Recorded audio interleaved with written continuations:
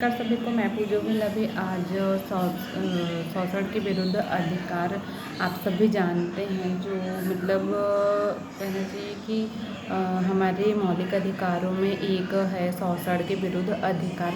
तो ये 24 से 28 तक है और अनुच्छेद 23 में बताया गया है कि जो बाल श्रम से संबंधित आप ये सब जानते होंगे कि जो बाल श्रम बच्चों से जो बालक होते हैं, कम उम्र के जो बच्चे होते हैं, जो बच्चे 4-5 साल से 5 साल से 14 साल के अंदर या 15 साल के अंदर अगर किसी से बाल श्रम कराया जा रहा है, बच्चों से मजदूरी लिया जा रहा है, किसी प्रकार की बंधुआ मजदूरी लिया जा रहा है, या फिर किसी प्रकार का उनसे दबाव डालकर वर्क करवाया जा रहा है, काम करवाया जा रहा है कि कहीं सड़क पर कुछ बच्चों को खरीद कर और उनसे भीख मंगवाते हैं, तो उस पर प्रतिबंध लगा दिया गया है अनुच्छेद 23 के अनुसार। अनुच्छेद 23 के अनुसार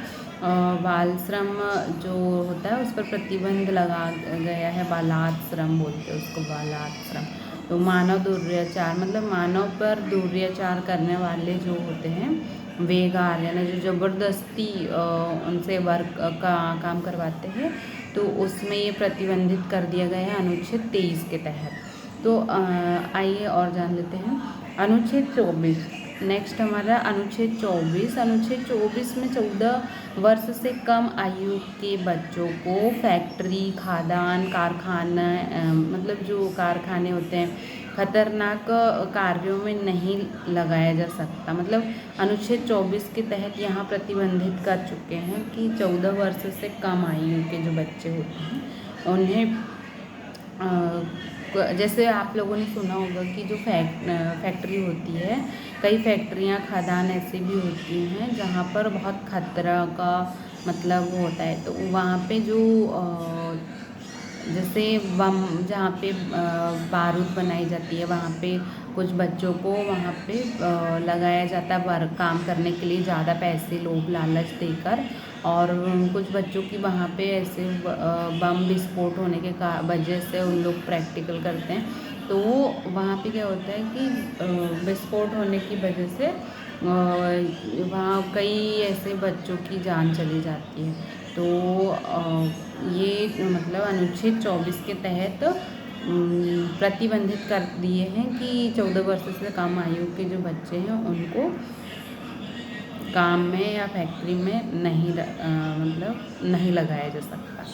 तो नेक्स्ट, धर्म की स्वतंत्रता का अधिकार। अब धर्म की स्वतंत्रता का अधिकार हर किसी को धर्म की स्वतंत्रता का अधिकार है कि आपको अपनी स्वेच्छा से आप किसी भी धर्म को मान सकते हो। तो ये होता है धर्म की स्वतंत्रता। तो धर्म की स्वतंत्रता अनुच्छेद 25 के तहत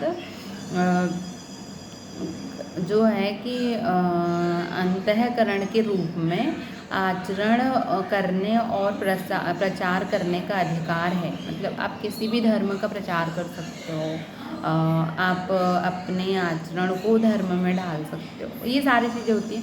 और जो होता है जैसे जो धर्म के कई मायने होते हैं, अर्थ होते हैं। जैसे आप दया धर्म, एक धर्म होता है, सबसे बड़ा धर्म दया का धर्म, मानवता का धर्म और सहिष्णुता, भाईचारा का धर्म होना चाहिए। और हमारा तो मेन अधिकार ये कि यही होना चाहिए। और जो चीज़ें होती है कि उम्मीदवारों से मतलब खरा उतरना, ये भी एक धर्म है। और कर्मचारी अपना काम करे, आंतरिक आनंद मिलता है। मतलब जो ये जो जैसे हम किसी को अपनी स्वेच्छा से किसी के लिए अच्छा कर रहे हैं, तो हमारे मन में मतलब अच्छा लगेगा कि हमने किसी के लिए अच्छा किया, अच्छा मतलब फील होगा खुद में। और मानवता, जैसे हम हमारे में कम से कम कुछ भी नहीं तो मनुष्यता, मानवता तो होनी ही चाहिए। तो ये चीज़ें होती है। बाकी धर्म का धार्मिक स्वतंत्रता का अधिकार है, ये अनुच्छेद 25 के तहत धार्मिक स्वतंत्रता का अधिकार है। अनुच्छेद 26 के अंतर्गत जो है कि धार्मिक संस्थाओं को स्थापना, उनका प्रबंध करना, दान आदि देना और उनके संचालन का अधिकार देता है। तो जैसे मतलब कई कमेटियाँ होती हैं, बहुत सारी कमेटियाँ होती हैं, जैसे गुरुकुल होते हैं, मदरसे होते हैं, ट्रस्टी होती है, जो ये जो होते हैं साइन बोर्ड, जैसे हमारे कई कमेटियाँ होती हैं, जैसे वैष्णो देवी जो कमेटी है, वहाँ मंदिर है तो वहाँ कमेटी अलग है, जो समितियाँ होती हैं।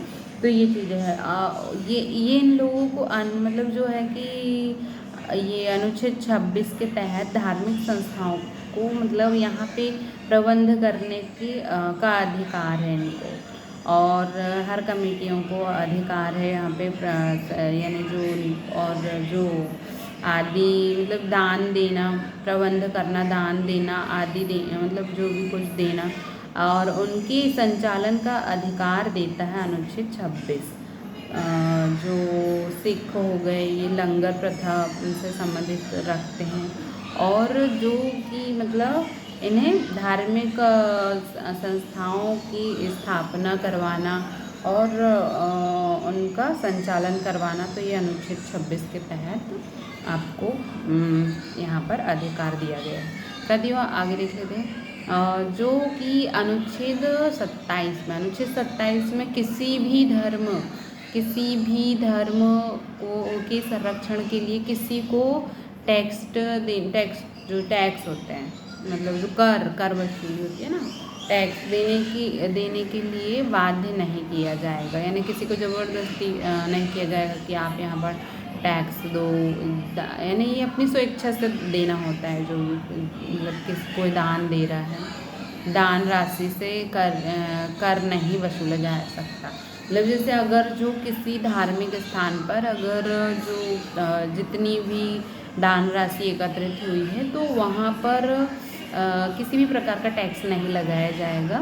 ये सार्वजनिक होता है और सार्वजनिक होने के साथ पे ये मतलब जो है वहीं के कार्यों के लिए ये सारी चीज़ें की जाती हैं।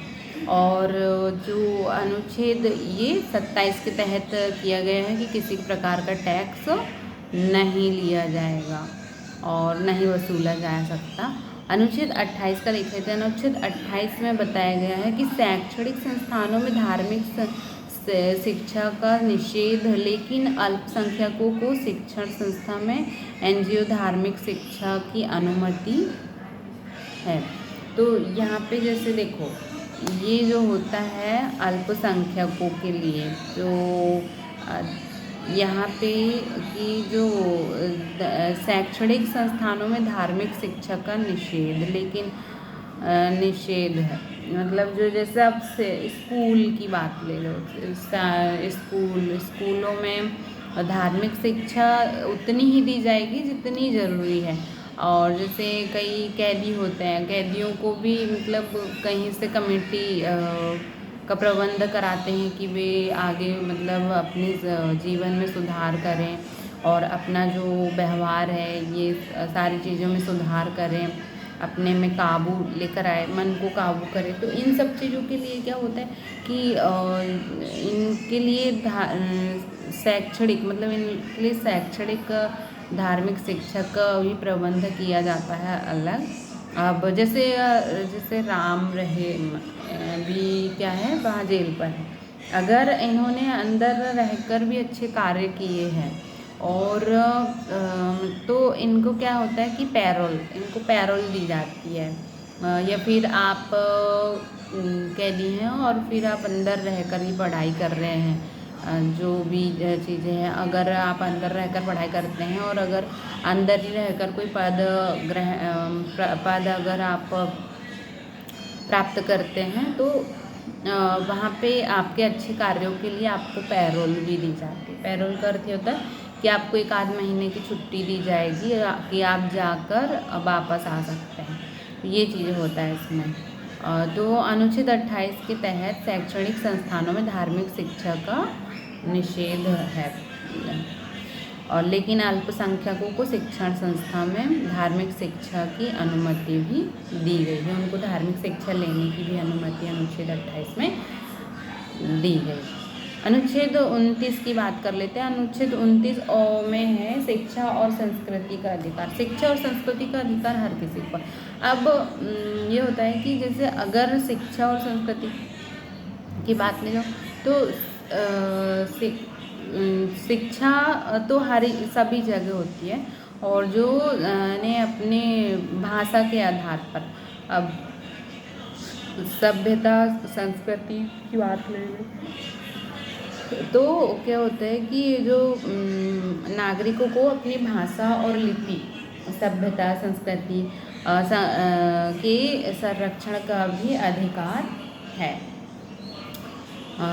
कुछ अल्पसंख्यक होते हैं जैसे जो मतलब बहुत ही ज़्यादा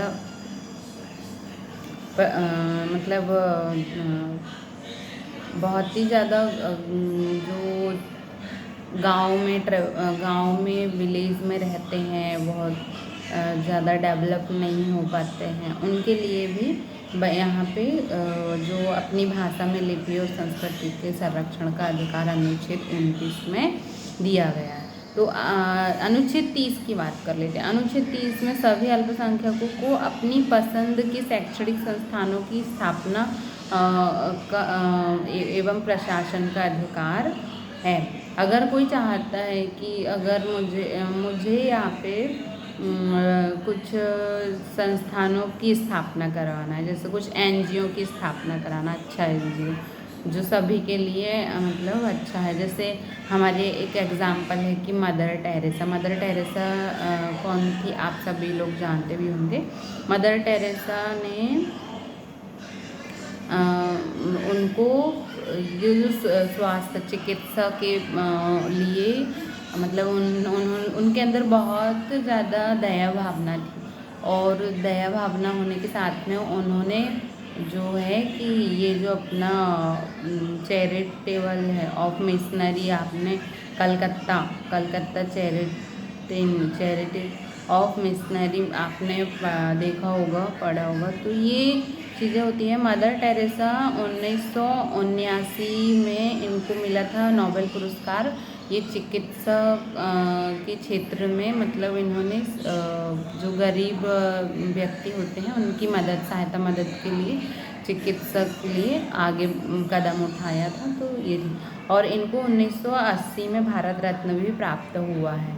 तो इनके कार्यों को सभी ने बहुत अच्छे से पसंद किया, और बहुत अभी उनका NGO एक बहुत बड़े साम्राज्य रूप में फैल गया है। तो यहाँ पे देख सकते हैं हम जो कि उनकी संस्था एक बहुत बड़ी मतलब हो चुकी है। आगे देख लेते हैं कि जो अनुच्छेद 31 में संपत्ति का अधिकार था, तो इसे समाप्त कर दिया गया है। आगे देखते हैं कि जो अनुच्छेद हम यहाँ पे मौलिक अधिकारों की बात करें तो मौलिक अधिकारों में छठवां जो मौलिक अधिकार है संवैधानिक उपचारों का अधिकार, आप सभी लोग जानते हैं। और यह है अनुच्छेद 32 के तहत। तो अनुच्छेद 32 के तहत में ये जो है कि संवैधानिक उपचारों का अधिकार, इसे संविधान की आत्मा भी कहा गया है। संवैधानिक उपचारों का अधिकार को संविधान की आत्मा भी कहा गया है। इसे भीमराव अम्बेडकर ने इसे संविधान का महत्वपूर्ण भाग बताया है। मतलब जो भीमराव अम्बेडकर है उन्होंने संविधान का महत्वपूर्ण भाग क्या है, संवैधानिक उपचार। कभी भी एग्ज़ाम में पूछ लिया कि संवैधानिक उपचार क्या कहा गया है, तो भीमराव अम्बेडकर ने इसको अपनी आत्मा भी कहा गया है, और ये महत्वपूर्ण भाग भी कहा गया है संविधान का। इसका संविधान का महत्वपूर्ण भाग भी संवैधानिक उपचारों के अधिकार को कहा गया है, ये पता होना चाहिए। आगे देख लेते हैं अनुच्छेद 32। अनुच्छेद 32 में मौलिक अधिकार के खनन की स्थिति में मतलब जो सुप्रीम कोर्ट निम्नलिखित 5 प्रकार की रिट याचिका जारी करता है। ठीक है, तो ये चीज़ें होती हैं। और हम अब जान लेते हैं जो 5 मतलब जो सुप्रीम कोर्ट ने ये रिट आप लोगों ने रिट बहुत पढ़े होंगे। तो ये 5 रिट हैं, इनके बारे में मैं जानकारी शेयर करना चाहूँगी। बंदी प्रत्यक्षीकरण, परमादेश। बंदी प्रत्यक्षीकरण आपने पढ़ा होगा। परमादेश और अधिकार प्रच्छा, उत्प्रेषण, प्रतिषेध, ये क्या है? बंदी प्रत्यक्षीकरण है क्या? परमादेश है क्या? अधिकार रक्षा है क्या? उत्प्रेषण है क्या? या फिर प्रतिषेध है क्या? क्या है प्रतिषेध? तो ये चीज़ें होती हैं। तो हम यहाँ पे इन सारी चीज़ों की एक एक बार जानकारी ले लेते हैं। बंदी प्रत्यक्षीकरण जो है कि ये बंदी प्रत्यक्षीकरण इस रेट प्रतिषेध, इसका शाब्दिक अर्थ है प्रतिषेध। बंदी प्रत्यक्षीकरण इसका शाब्दिक अर्थ है जो शरीर प्रस्तुत करना, प्रत्यक्ष रूप से दाखिल होना। तो जो है बंदी प्रत्यक्षीकरण इस रेट के द्वारा न्यायालय व्यक्ति को जिसे बंदी बनाया गया है शारीरिक मतलब जो शरीर अपने सामने उपस्थित करने का आदेश देता है। मतलब ये जो है कि न्यायालय इसको अपने सामने उपस्थित करने का आदेश जारी करता है। यह एक सरकारी एवं निजी दोनों तरह के लोगों को जारी की जा सकती है। तो ये है बंदी प्रत्यक्षीकरण, यानी उसको सामने मतलब जो उपस्थित करना बंदी प्रत्यक्षीकरण कहलाता है। आइए जान लेते हैं कि परमादेश। परमादेश क्या है? परमादेश तो परमादेश हमारा जो है कि हमारा आदेश। परमादेश का अर्थ होता है हमारा आदेश। यह न्यायालय के द्वारा तब जारी किया जाता है जब सरकार का कोई उपकरण या अधीनस्थ न्यायालय, निगम या लोक प्राधिकरण अपने कर्तव्यों का पालन करने में असफल रहता है या वह अपने कर्तव्यों का निर्वहन करने में असफल रहता है। ऐसी स्थिति में न्यायालय कानून कर्तव्यों का पालन करने के लिए इस प्रकार का आदेश जारी करती है, जिसे परमादेश कहा जाता है। तो इसका यही है कि मतलब जो ये आदेश जो होता है, अधीनस्थ न्यायालय, निगम या लोक प्राधिकरण अपने कर्तव्यों का पालन करने के लिए असफल रहता है, वह अपने कर्तव्यों का निर्वहन करने के लिए करने में असफल रहता है। ठीक है, तो ऐसी स्थिति में न्यायालय कानून कर्तव्यों का पालन करने के लिए इस प्रकार के आदेश को जारी करती है। क्या है मतलब अब सेकंड हम बात कर लेते हैं प्रच्छा रिट। आपने प्रच्छा रिट के बारे में सुना भी होगा या पढ़ा भी होगा। तो क्या है अधिकार, मतलब ये अधिकार क्या है? प्रच्छा रिट अधिकार तो ये अनुच्छेद 32 के तहत ही है, मतलब जो परमादेश और प्रच्छा रिट। तो जो अनुच्छेद 32 के तहत है ये अधिकार प्रच्छा या जो कि प्रच्छा को वारंटो, इसका शाब्दिक अर्थ होता है आपका प्राधिकार क्या है या किस प्राधिकार के तहत ये रिट किसी भी सार्वजनिक पद पर किसी व्यक्ति की अवैध नियुक्ति कर दी जाती है। तो सुप्रीम कोर्ट ये रिट जारी करके उस व्यक्ति से पूछ सकते हैं कि आपने किस प्राधिकारिता के तहत ये पद धारण किया। अगर वह व्यक्ति अपनी एलिजिबिलिटी साबित नहीं कर पाता है तो सुप्रीम कोर्ट उस व्यक्ति को अपने पद से बर्खास्त कर देता है। ये रिट जारी करवाने के लिए कोई भी व्यक्ति सुप्रीम कोर्ट पर आवेदन कर सकता है। उत्प्रेषण, आइए जान लेते हैं कि अभी तो ये तो था प्रच्छा रिट। अब हम उत्प्रेषण रिट के बारे में जानकारी ले लेते हैं। अनुच्छेद 32 के तहत किसी भी व्यक्ति का इस बात का अधिकार को है कि अगर लोअर कोर्ट वासी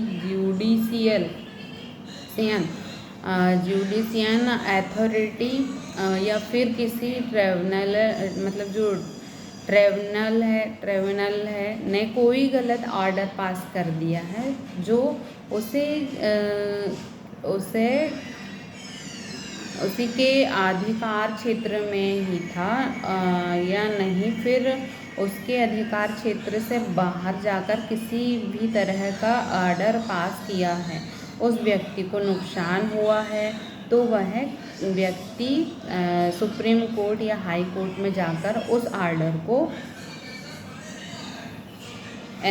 मतलब जो था मतलब कोएस या सेट असाइड करवा सकता है। इस बात का अधिकार हमारा संविधान हमें देता है और वह संविधान आर्टिकल 32 का संविधान कहलाता है।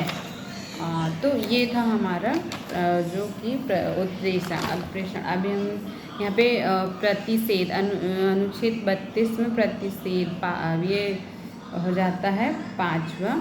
तो इसका अर्थ होता है रोकना। प्रतिषेध करना मीन्स रोकना। तो यह रिट चल रही कार्यवाही को बीच में ही रोककर हाई कोर्ट चाहे तो उस केस को अपने पास मंगवाकर उस पर सुनवाई कर सकता है। यह हाई कोर्ट या फिर हाई कोर्ट मतलब प्रतिषेध हाई कोर्ट द्वारा अधीनस्थ न्यायालय और प्राधिकरणों के लिए जारी किया जा सकता है। क्षेत्राधिकार से बड़े मामले उनके पास आ जाते हैं जिसकी सुनवाई को रोकने के लिए वह इस रिट को जारी करते हैं। चल रही कार्यवाही को बीच में ही मतलब इसमें ऐसा भी होता है, रोकने के लिए भी जारी किया जाता है प्रतिषेध को न्यायालय एवं अर्ध न्यायिक प्राधिकरण के खिलाफ भी जारी किया जा सकता है। प्रतिषेध को प्रशासनिक निकाय